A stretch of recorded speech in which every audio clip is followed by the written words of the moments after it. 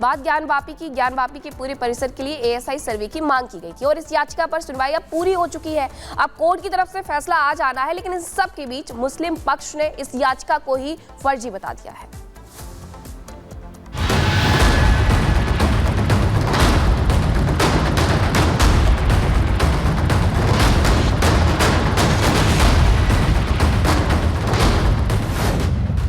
ASI सर्वे से सामने आएगा सच।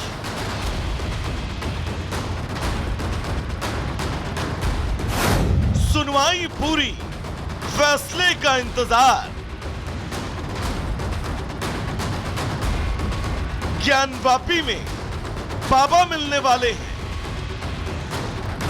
ज्ञानवापी में सर्वे के दौरान कथित शिवलिंग मिलने के बाद लोगों की आस्था का सैलाब उमड़ा, जिसके बाद से शिव के असंख्य भक्तों को बस उस दिन का इंतजार है जब कोर्ट से भी यह साबित हो जाए कि सर्वे के दौरान मिली विशेष आकृति उनके आराध्य स्वयंभू आदि विश्वेश्वर यानी महादेव की है।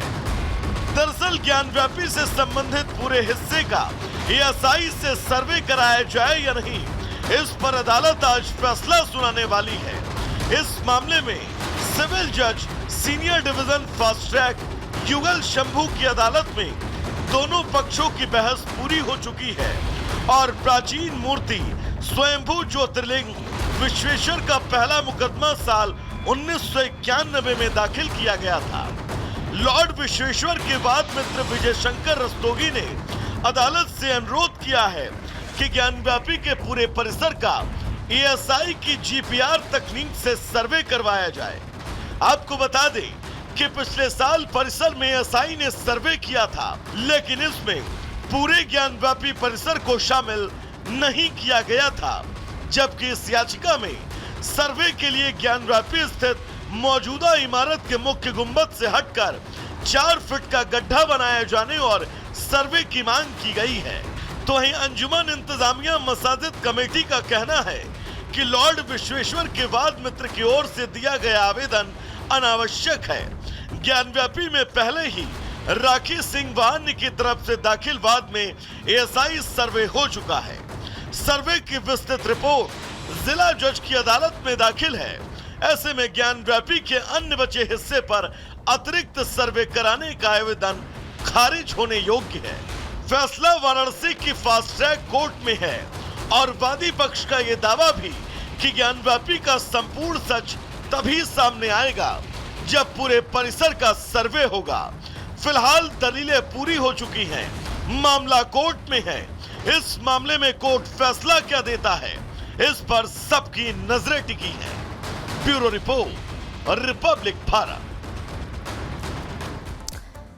खबरों में आगे बढ़ते हैं, बात करेंगे दिल्ली की, क्योंकि दम घोटू हवा से लोग परेशान हो रहे हैं और इस पूरे मामले को लेकर एक बार फिर से राजनीति हो रही है। एक पार्टी दूसरी पार्टी पर आरोप लगा रही है। हर साल यही होता है, एक तरफ आम आदमी पार्टी है जो इसके लिए बीजेपी को जिम्मेदार ठहरा रही है, तो दूसरी तरफ बीजेपी आम आदमी पार्टी से सवाल पूछ रही है कि हर बार ये कहा जाता है कि यमुना की साफ सफाई करवाई जाएगी और इसी के साथ दिल्ली को प्रदूषण की मार नहीं झेलनी पड़ेगी, लेकिन जैसे ठंड आती है वैसे वैसे ये दावे सिरे से खारिज हो जाते हैं।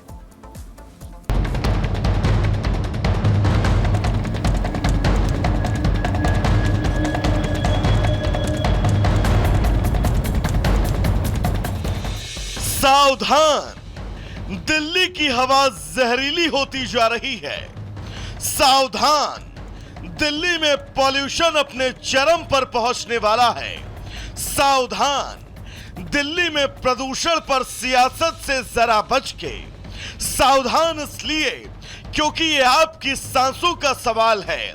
सावधान इसलिए क्योंकि इसका भी कोई समाधान नहीं है, और सावधान इसलिए भी क्योंकि आपके जिम्मेदारों ने प्रदूषण में भी सियासत ढूंढ ली है। खुली सांस में आजादी से जीने का हक लेकर चैन की सांस को मोहताज दिल्ली में रहने वाले हम और आप अपने बच्चों को उच्च स्वास्थ्य का दावा देकर घुटती दिल्ली में जीने को मजबूर देखते हम और आप जो ओजोन के सेहतमंद होने की अब बस दुआ करते रहते हैं और उस दुआ में अपनों की सांसों के स्वस्थ होने की बात कहते नहीं थकते, लेकिन दिल्ली में अब हालात बद से बदतर होते जा रहे हैं।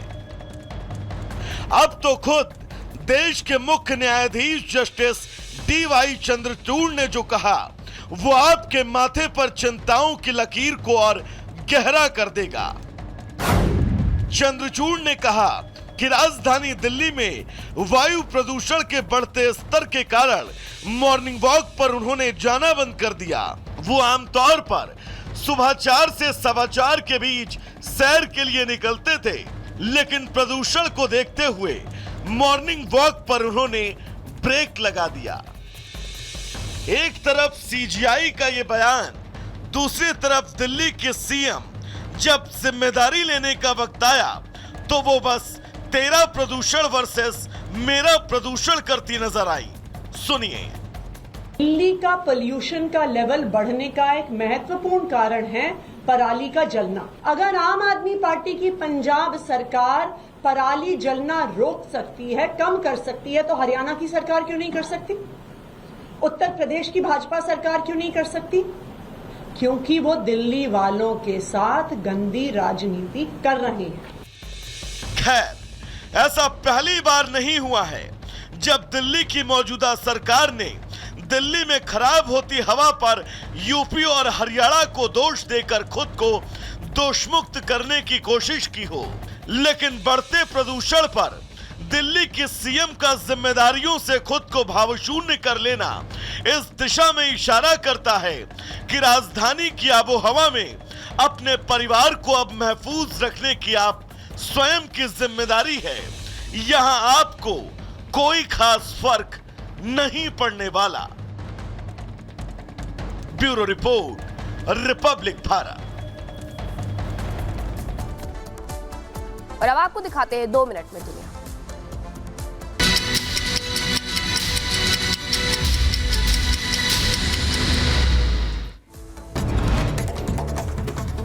युद्ध के बीच इजरायली सेना प्रमुख का बयान, खात्मे की तरफ हिजबुल्लाह के शीर्ष नेतृत्व आगे बढ़ रहे हैं। सिनवार की हत्या योजनाबद्ध नहीं बल्कि आकस्मिक नहीं। दक्षिण लेबनान से हिजबुल्लाह के बड़े हथियारों का जखीरा बरामद। 2500 anti tank missile, RPG, Kornet launcher समेत भारी मात्रा में मिसाइल जब्त की गई। IDF प्रवक्ता डेनियल हगारी की तरफ से दावा किया गया, हमास के नुक्वा फोर्स का कमांडर ढेर हुआ। 7 अक्टूबर को इजराइल पर हुए हमले में निभाई थी महत्वपूर्ण भूमिका।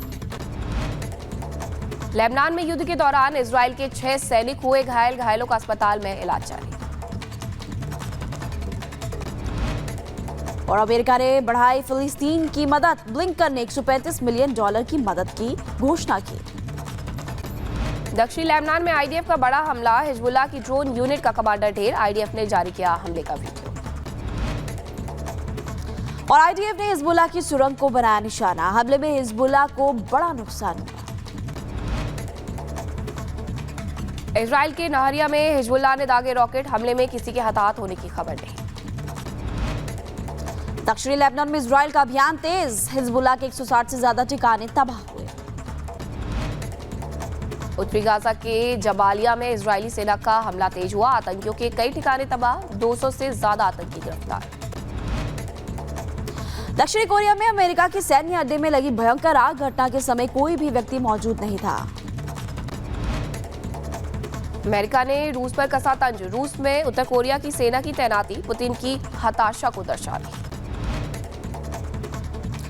युद्ध में उत्तर कोरिया की मदद पर बोले पुतिन, ये हम तय करेंगे कि कब लेंगे सहयोग, पश्चिमी देश बढ़ा रहे हैं युद्ध। जर्मन चांसलर ओलाफ शोल्ज 2 दिवसीय राजकीय यात्रा पर दिल्ली पहुंचे, आज PM मोदी से करेंगे मुलाकात।